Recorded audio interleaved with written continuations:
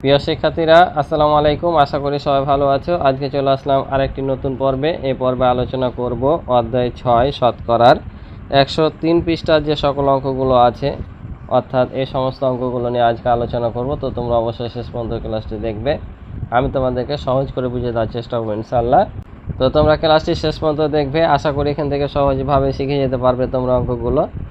তো এখানে কিছু টিক চিহ্ন দেওয়া আছে এবং এখানে একটা ছবি দেওয়া আছে এবং এখানে খালি ঘর দেওয়া আছে কিছু।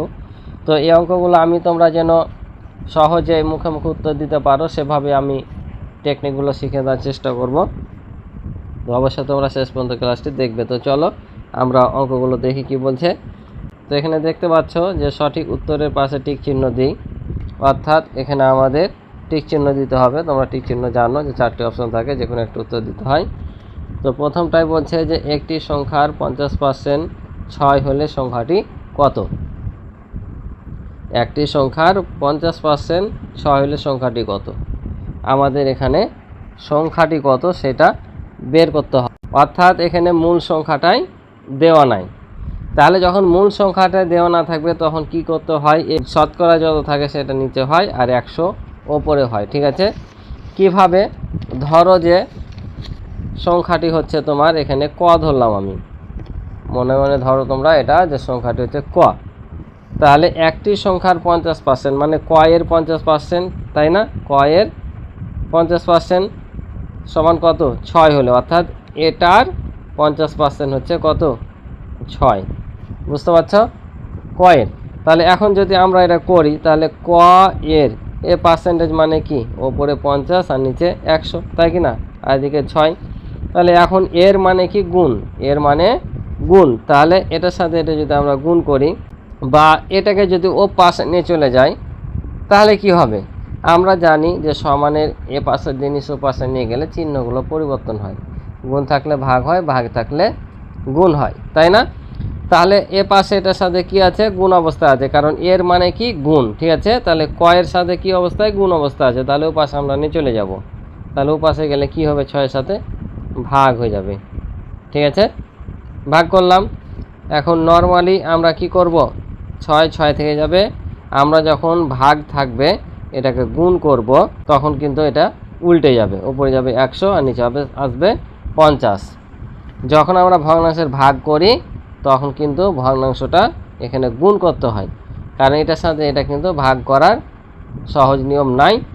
সরাসরি গুণ করে করলে সেটাই সহজ এবং যত যাতে দেখবা এটাই নিয়ম। আর যখন গুণ করব তখন লবটা হয়ে যাবে হর আর হরটা হয়ে যাবে লব। বুঝতে পারছ? তখন হরটা হবে লব আর লবটা হবে হর। বুঝতে পারছ?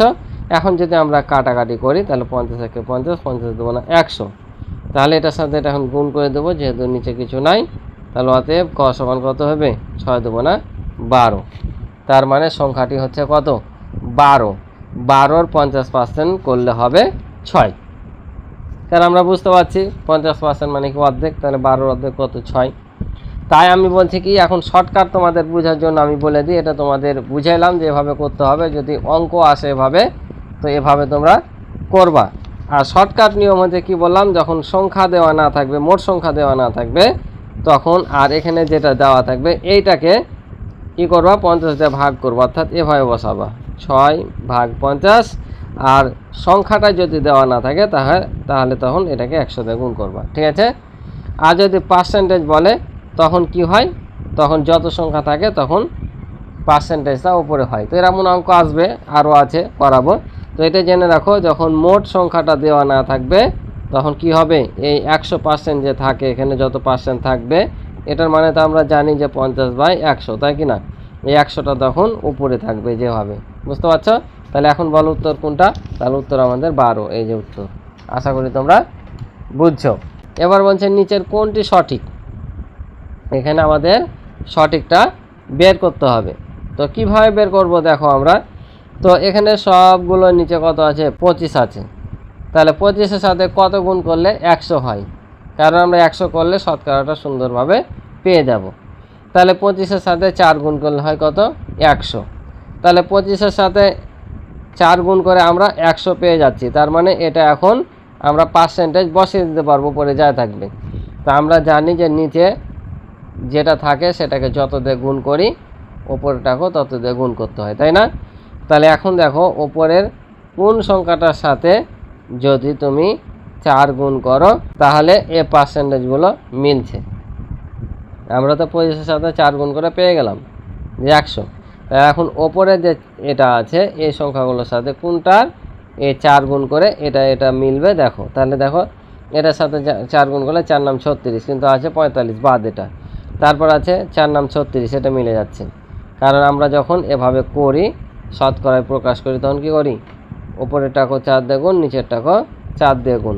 কারণ আমরা সবসময় এখানে 100 করার চেষ্টা করি যেন পার্সেন্টেজটা সহজে পেয়ে যায়। তাহলে দেখো এটা মানে কি 36% না? তাহলে আমাদের সঠিক উত্তর কোনটা? এই যে এটা। বুঝতে পারছো? আশা করি বুঝছো। বলছে চিত্রের কত শতকরা জায়গা রং করা আছে, শতকরা কত রং করা আছে। তাহলে দেখো এখানে কয়টা ঘর আছে আমাদের আগে দেখে নিব আমরা। এখানে টোটাল ঘর আছে 5টা, 5টা না? 5টা। এখন বলছে কত অংশ রং করা আছে। তাহলে আমরা দেখতে পাচ্ছি যে 5 ভাগের মধ্যে 3 ভাগ রং করা আছে, অর্থাৎ এমন যে টোটাল হচ্ছে 5 ভাগ, তাহলে 5টা নিচে আসবে। আর কত ভাগ রং করা আছে? 3। এখন এটাকে শতকরা প্রকাশ করতে হবে। তো শতকরা প্রকাশ শর্টকাটটাই করো, এভাবে গুণ করতে হবে 100 দিয়ে। তাহলে 5 থেকে 5 আর কত 5 20 100, আর এটার সাথে গুণ করলে কত হবে? 3 20 60। তার মানে এটা আমাদের আসবে 60%। কারণ এই পার্সেন্টেজটা 100 না মানে এ পার্সেন্টেজ নেওয়া, ঠিক আছে? যখনই কোনো সংখ্যাকে 100 দ্বারা গুণ করা হয় তখন কিন্তু এখানে একটা পার্সেন্টেজ আছে, ঠিক আছে? এই যে এই পার্সেন্টেজটা এখানে বসাতে পারো, না বসালেও এখানে বসিয়ে দেবা, ঠিক আছে? তাহলে কত পার্সেন্ট পেলাম? 60%। তাহলে যে আমাদের গ নাম্বার উত্তর। তাহলে এখানে শতকরায় 60% রং করা আছে। তারপর দেখো 50 লিটারে 10% কত লিটার। এই যে দেখো আমি বলছিলাম যে এমন অঙ্ক আসবে যে এটা যখন মোট সংখ্যা ছিল তখন এটাকে কি করেছিলাম 100 দিয়ে গুণ আর 50 দিয়ে ভাগ। এখন এখানে মোট সংখ্যাটা দেওয়া আছে, এখন আমাদের এই সংখ্যাটা বের করতে হবে, অর্থাৎ এটা শতকরা কত সেটা বের করতে হবে। তখন কি করবা? তখন বিপরীতটা, এখানে 50 দিয়ে ভাগ করেছিলা, এবার এটাকে 50 দিয়ে কী করবা? গুণ করবা। তো 50 দিয়ে গুণ করলে কি হবে? এই যে 50 গুণিত 10 আর নিচে কত বসবে? 100। তাহলে দেখো এটার একেবারে বিপরীত। আমরা প্রথমে যেটা করেছিলাম অঙ্ক, এই অঙ্কটার বিপরীত। আমরা কি করেছিলাম তখন 100 দিয়ে গুণ 50 দিয়ে ভাগ করেছিলাম, এখন কি করলাম 10 দিয়ে গুণ আর 100 দিয়ে ভাগ। বুঝতে পারছো? তাহলে মোট যেটা চাইবে তখন 100 পরে থাকবে, কারণ পার্সেন্টেজ কত হয় 100 না, টোটাল হচ্ছে 100। তাহলে যখন মোট বলবে তাহলে 100টা মোট, তাহলে 100 উপরে থাকবে। আর যখন শতকরা বলবে তখন এই 100 নিচে থাকবে, ঠিক আছে? তাহলে আমরা এখন কাটাকাটি করে নিই। তাহলে 50 থেকে 50, 50 দেবো না কত 100, 2 কে 2, 5 দেবো না 10, তাহলে কত পেলাম 5। তাহলে আমাদের উত্তর কত হবে এখানে? এই যে 5। বুঝতে পারছো? তাহলে আমরা এখানে উত্তর পেলাম 5, ঠিক আছে? এবার বলছে 100% এর অর্থ 1 হলে 150% এর অর্থ কত।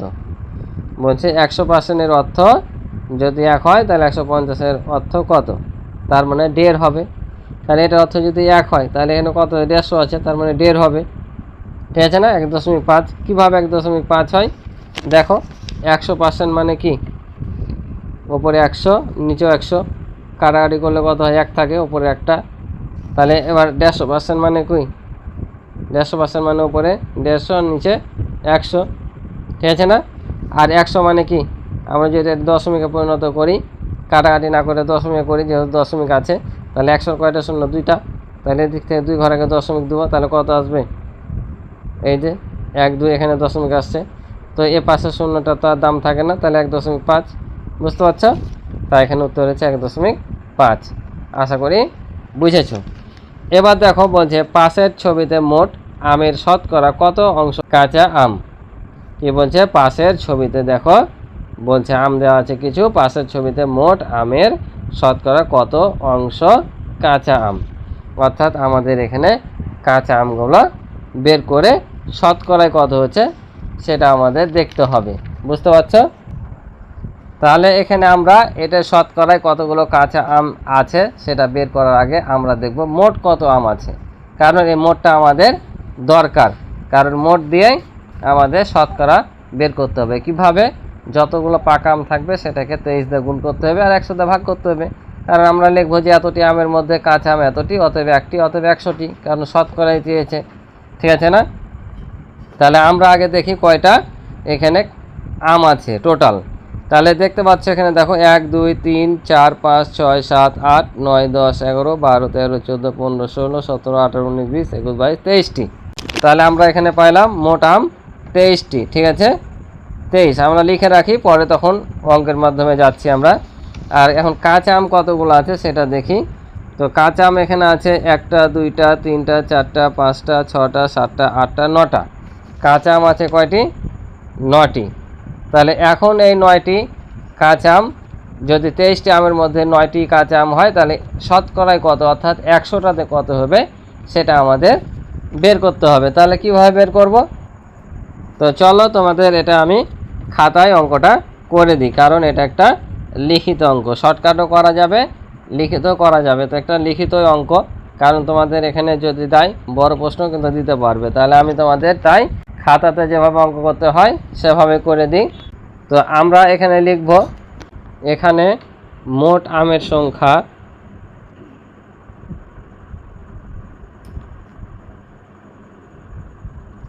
মোট আমের সংখ্যা কত পেলাম? 23টি, এবং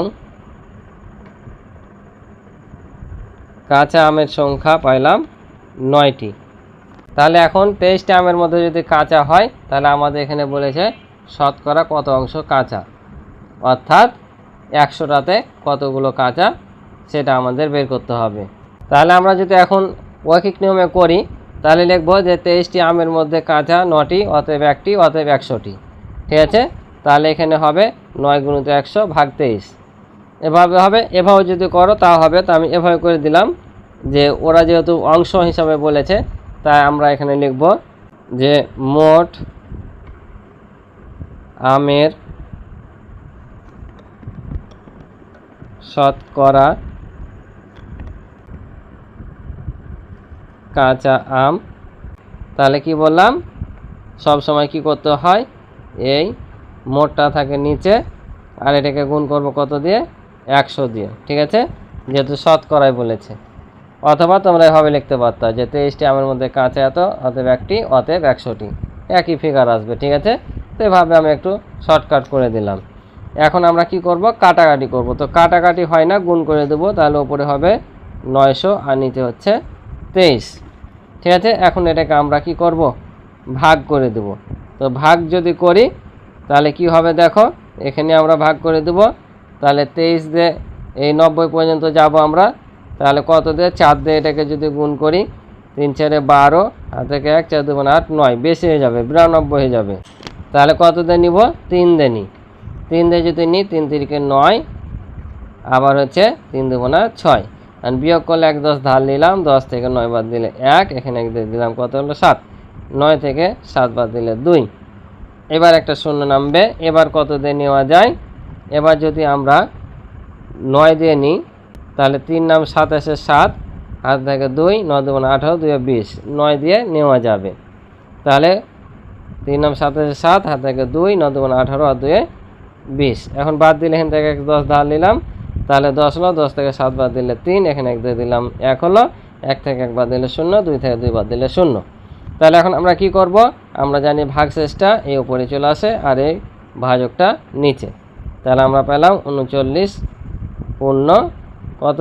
3/23। ঠিক আছে, এটাই হচ্ছে শতকরা কাঁচা আম হচ্ছে এত %। ঠিক আছে, তাহলে আমরা যখন উত্তর লিখব তখন এখানে লিখব 39 3/23%। ঠিক আছে, উত্তর যখন লিখবা এখানে পার্সেন্টেজটা ভুলবা না, এখানেও দিলে হবে, যেহেতু এখানে শতকরা লিখেছি তাই এখানে দিইনি, কিন্তু এখানে উত্তরে তোমরা যখন লিখবা অবশ্যই এখানে পার্সেন্টেজ দিবা। যদি না দাও তাহলে কিন্তু অঙ্ক ভুল হয়তো ধরবে না, কিন্তু তোমাদের নাম্বার কেটে নিবে। ঠিক আছে, তো এখানে অবশ্যই যখন শতকরা চাইবে কোনো অঙ্ক, এখানে পার্সেন্টেজ দিতে ভুলবা না উত্তরে। ঠিক আছে, তো আশা করি তোমরা এটা বুঝেছো। এবার দেখো পরের অঙ্কটা কি বলছে, যে খালি ঘর পূরণ করি। বলছে 24 জন লোক 60 জন লোকের কত %? 24 জন লোক 60 জন লোকের কত % বলেছে, অর্থাৎ শতকরা বলেছে, অর্থাৎ এই অঙ্কটার মতোই। যেমন এই যে কাঁচা আম বের করলাম, মোট আমের শতকরা কত, এখানে বলছে 24 জন লোক 60 জনের কত। তাহলে আমরা কি করব, এই 24কে 100 দিয়ে গুণ কারণ শতকরায় মানে কি 100, আর 100 চাইলে উপরে থাকে, কারণ 60 জনের মধ্যে 24 জন, একজনের মধ্যে 100 জনের মধ্যে, তো 100 জন যখন তৃতীয় নাম্বার ঘরে থাকতে তখন কি উপরে যাচ্ছে। আর তাহলে ভাগ করবো কত দিয়ে? 60 দিয়ে, কারণ বলেছে 24 জন লোক 60 জন লোকের, এই যে কথাটা এসছে, তাই 24 দিয়ে, তাই 24কে 60 দ্বারা ভাগ আর 100 দ্বারা গুণ, তাহলে আমরা পার্সেন্টেজ চেয়ে যাবো। যখনই শতকরা চাইবে তখনই 100টা ওপরে থাকবে। কাটাকাটি করলে দেখো, আমরা যদি এটা 20 দিয়ে কাটি, 3 20 100, আর এটা 5 20 100, 3 1 3 আর 3 8 24, তাহলে কত পেলাম? 5 8 40, অর্থাৎ 40%। 24 জন লোক 60 জন লোকের কত? 24%। এবার দেখো এত টাকার এত পার্সেন্ট হলো কত। এখানে কিন্তু 3 ধরনের অঙ্ক আছে, এটা একরকম পাইলা। এবার বলছে 650 টাকার এত পার্সেন্ট হলো এত টাকা। এই যে দেখো এখন পার্সেন্টেজ বলেছে, তো যখন বলবে কোন সংখ্যার এত পার্সেন্ট কত, তখন সরাসরি কি করবা? এই সংখ্যাটাকে এ পার্সেন্টেজ দিয়ে গুণ করবা, অর্থাৎ পার্সেন্টেজের সামনে যেটা থাকবে আর 100 দিয়ে ভাগ করবা। তাহলে এখানে আমরা কি করব? 650কে 165 দিয়ে গুণ আর 100 দ্বারা কি ভাগ। এখন যদি আমরা কাটাকাটি করি তাহলে কত হবে? দেখো, আমরা সহজ করার জন্য এই 0 0 কাটিয়ে দিই। ডান পাশ থেকে কিন্তু 0 0 কাটা যায়। অনেক শিক্ষক বলে যে না, এভাবে কাটানো যাবে না, কিন্তু কাটানো যায়। ঠিক আছে, তাহলে কাটিয়ে দিলাম, তাহলে সহজ হবে। এবার দেখো 5 দুগুণা কত হয়? 10, 5 দিয়ে কাটাচ্ছি, আর এখানে 5 13 হয় 65। আর কি কাটাকাটি যায়? আর কিন্তু কাটাকাটি যায় না। তাহলে আমরা এখন কি করব? এখন গুণ করে দেব। নিচে 2 আছে, থাক, এই দুটো আগে আমরা গুণ করি। তাহলে গুণ যদি করি, দেখো 3 5 15, হাত থেকে 1, 3 6 18, হাতে রেখে 19, 9 বসলো, হাত থেকে 1, 3 1 3, হাত থেকে 4, তাহলে একটা 0, 5 1 5, 6 1 6 আর 1 1 1। এখন আমরা যদি যোগ করি তাহলে কত হবে? এখানে 5, এটা যোগ করলে 14 4, হাত থেকে 1, এটা যোগ করলে 10, আর হাত থেকে 11, 11 আর 1, হাত থেকে 1, 1 আর 1 2, তাহলে কত পেলাম? 2145, অর্থাৎ 2145, আর নিচে 2 আছে, 2টা বসে যাবে। ঠিক আছে, তাহলে এখন আমরা যদি এটা দিয়ে ভাগ করে দিই তাহলে কত হবে? দেখো, তা আমরা যদি এটাকে ভাগ করি তাহলে 2 1 2, 1 নামবে, তাহলে দেখো 1কে কি এতে ভাগ যাচ্ছে? যায় না। তাহলে আমরা কি করব? আরেক ঘর নামাবো, আর আরেক ঘর নামার জন্য এখানে একটা 0 নিতে হয়। এবার 7 দুগুণা হবে 14, নামবে 5। ঠিক আছে, তাহলে 5কে যদি 2 দিয়ে ভাগ করি তাহলে হবে 2 দুগুণা 4, 1 নামলো। এবার এখানে একটা দশমিক নিব, এখানে একটা 0 পাবো, তাহলে 5 দুগুণা 10, তাহলে কত পেলাম? 1072.5, এটা হবে আমাদের উত্তর। তাহলে এখানে কত বসবে? 1072.5। বুঝতে পারছ? তাহলে যখন বলবে যে কোনো সংখ্যা এত পার্সেন্ট, তখন সরাসরি এটাতে গুণ করবা আর 100 দিয়ে ভাগ। আর এটা যখন চাইলো তখন এই মোট দিয়ে এটাকে ভাগ আর 100 দিয়ে গুণ। আর এবার দেখো এটা ফের আরেকটা, যে বলছে এতটি লিচুর এত পার্সেন্ট হলো কত। এই যে মোট সংখ্যা চেয়েছে একবারে প্রথম অঙ্কের মতো, দেখো যে একটি সংখ্যার এত পার্সেন্ট 6 হলে সংখ্যাটি কত। বুঝতে পারছ? এটা কিন্তু ওই অঙ্কই, যে এতটি লিচুর এত পার্সেন্ট হলো 42টি লিচু। তার মানে আমাদের এখানে কি করতে হবে? এই 42কে এটাতে ভাগ করতে হবে আর 100 দ্বারা গুণ করতে হবে। তাহলে 42 ভাগ হচ্ছে কত? 56 আর গুণিত 100। কাটাকাটি যদি করি আমরা কত দিয়ে কাটবো? 14 দিয়ে কাটাকাটি হয়, তাহলে এখানে হবে 4 14 56, এখানে 3 14 42, আবার 4 1 4 আর 4 25 100, আর 3 25 হয় 75, তার মানে কত? 75। তাহলে বলছে যে 75টি লিচুর 56% হলো 42টি, অর্থাৎ এই 75কে এত পার্সেন্ট করলে আমরা 42 পাবো। বুঝতে পারছো? এবার দেখো একটা লিখিত অঙ্ক আছে, কোনো একটি কারখানায় একদিন 90 জন শ্রমিকের মধ্যে 40% অনুপস্থিত থাকলো। ওই দিন কারখানায় উপস্থিতি শ্রমিকের সংখ্যা কত? একটু ভালো করে লক্ষ্য করো, এখানে বলছে অনুপস্থিত ছিল শতকরা কত? 40%, তাই না? আর বলছে উপস্থিত শ্রমিকের সংখ্যা কত? পার্সেন্টেজে দেওয়া আছে অনুপস্থিত, আর উত্তর চেয়েছে আমাদের উপস্থিত। তাহলে এটা কিভাবে করব? একেবারে সহজ, আমরা যেভাবে বের করতে হয় শতকরার অঙ্ক, আমরা অনুপস্থিত শ্রমিকের সংখ্যা বের করে নিব। তারপর আমরা যদি টোটালটা থেকে অনুপস্থিত বাদ দিই তাহলে কি পাবো? উপস্থিত পাবো। কি খুব কি জটিল? জটিল না। তাহলে আমরা কি করব, প্রথমে অনুপস্থিত কত আসছিল সেটা বের করব, তারপর টোটাল থেকে বাদ দিলে আমরা উপস্থিত শ্রমিকের সংখ্যা পেয়ে যাব। তো এখানে কতজনের মধ্যে অনুপস্থিত আছে দেখো, 100 জনের মধ্যে। 100 জনের মধ্যে যদি 40 জন অনুপস্থিত হয় তাহলে 90 জনের মধ্যে কত সেটা আমাদের আগে বের করতে হবে। তাহলে চলো আমরা এখানে বের করে ফেলি। তাহলে আমরা এখানে লিখব 100 জন শ্রমিকের মধ্যে অনুপস্থিত কতজন, 40% ছিল, তার মানে 40 জন। তোমরা এখানে 100 জনের মধ্যে অনুপস্থিত এটাও লিখতে পারবা, ঠিক আছে। অতএব একজন শ্রমিকের মধ্যে অনুপস্থিত কি কম হবে না, কম হবে, তাই ভাগ।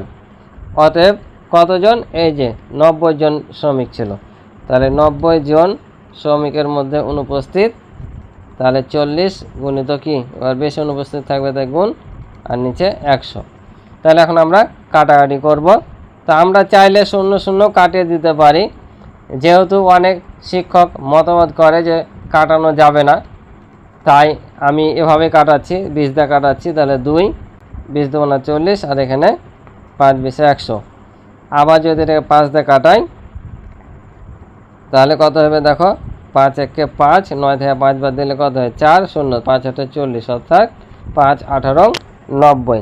এখন যদি আমরা গুণ করে দিই তাহলে কত, 18 দুগুণে 36, অর্থাৎ ওই দিন 36 জন শ্রমিক কী ছিল, অনুপস্থিত ছিল। কিন্তু আমাদের এখানে উত্তরে চেয়েছে উপস্থিত। তাহলে আমরা যদি এই টোটাল থেকে অর্থাৎ মোট শ্রমিক থেকে যদি আমরা এখন এই অনুপস্থিতি বাদ দিই তাহলে কয়জন উপস্থিত ছিল পেয়ে যাব না, পেয়ে যাব। তাহলে লিখব আমরা যে অতএব উপস্থিত শ্রমিকের সংখ্যা, তাহলে মোট 90 জন থেকে এই 36 বাদ, তাহলে আমরা উপস্থিতটা পেয়ে যাচ্ছি। তাহলে 1 10 দাঁড় নিলাম, 10 থেকে 6 বাদ দিলে 4, এখানে 1 2 দিলাম 4 হলো, 9 থেকে 4 বাদ দিলে 5, 54 জন। তাহলে ওই দিন উপস্থিত ছিল কতজন, 44 জন। যদি শুধু বলতো যে কতজন অনুপস্থিত ছিল তাহলে এটা আমাদের উত্তর হয়ে যেত। যেহেতু উপস্থিত চেয়েছে তাহলে আমরা মোট শ্রমিক থেকে এই অনুপস্থিত শ্রমিকের সংখ্যা বাদ দিলে আমরা উপস্থিত শ্রমিকের সংখ্যা পেয়ে যাচ্ছি। তাহলে উত্তর হচ্ছে আমাদের 54 জন। আশা করি তোমরা বুঝছো। তো আজকে এ পর্যন্ত ছিল এই পর্বের অঙ্ক। ক্লাসটি ভালো লাগলে অবশ্যই তোমরা চ্যানেলটি সাবস্ক্রাইব করে আমার পাশে থাকবে এবং ভিডিওতে লাইক করে দিবে। আর কিছু জানা থাকলে অবশ্যই কমেন্টের মাধ্যমে জানাতে পারো। এই পর্যন্ত যারা আমার চ্যানেলটি সাবস্ক্রাইব করে তাদের অসংখ্য ধন্যবাদ। তো দেখা হবে পরবর্তী নতুন পর্বে। আল্লাহ হাফিজ।